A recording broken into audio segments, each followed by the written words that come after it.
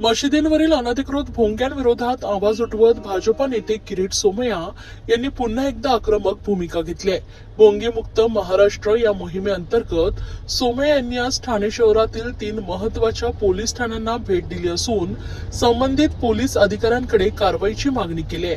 भाजपा नेते किरीट सोमय्या यांनी यापूर्वीही विविध प्रकरणांवर प्रशासनावर दबाव टाकत कारवाईस भाग पडले. यंदा त्यांनी ठाण्यातील मशिदींवर लावण्यात आलेल्या अनधिकृत भोंग्यांविरोधात थेट पोलीस ठाण्यांमध्ये जाऊन आवाज उठवलाय. या दौऱ्यामुळे ठाण्यातील राजकीय वातावरण तापण्याची शक्यता आहे. किरीट सोमय्या यांच्या भूमिकेनंतर मुस्लिम समाजातून नाराजी व्यक्त होते.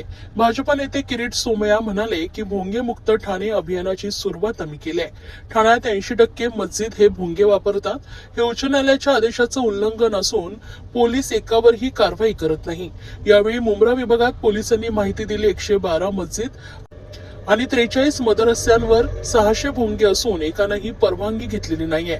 तसेच 15 ऑगस्ट पर्यंत 50% ठाणे भोंगेमुक्त असेल आणि पुढील एका महिन्यात पोलिसांनी ठाणे भोंगेमुक्त करावी अशी मागणी त्यांनी केली आहे. या मागणीला पोलीस अधिकाऱ्यांनी सकारात्मक उत्तर दिलं असल्याचंही त्यांनी सांगितले. दादा आहे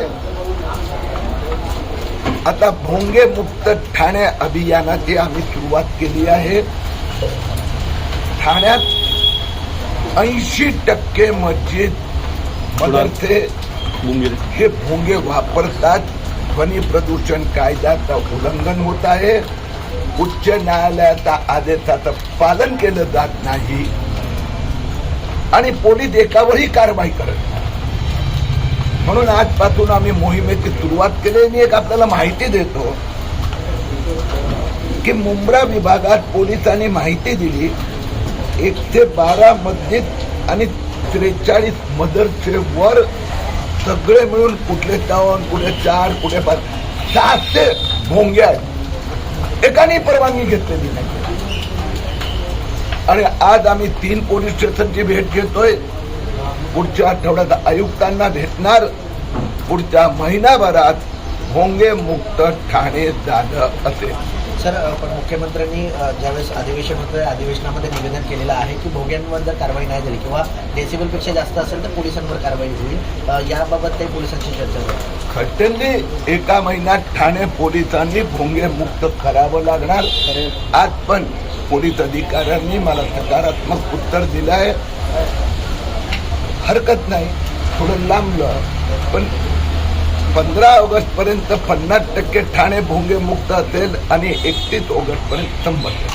काय वाटतं, गणेशोत्सव देखील आहे, स्पीकर अशांवर देखील डेसिबलवरती आता मुद्दा जो आहे तो दिवसात 5 वेळा बाहेरच्या साईडला आणि कुठलंही ध्वनी याचा मर्यादा नाही याचं दखल घ्यावी लागते. उत्सव असतात त्यावेळेला अधिकृत परवानगी घ्यावीच लागते आणि घेतात. हे तर म्हणतात आम्ही कायद्यात येणारच नाही. मुद्दा तो आहे. साहित्य बजावण्यात आलेले आहे. भोंगे आणि डीजे लावायला परवानगी दिली जात नाही. एक भ्रम आहे.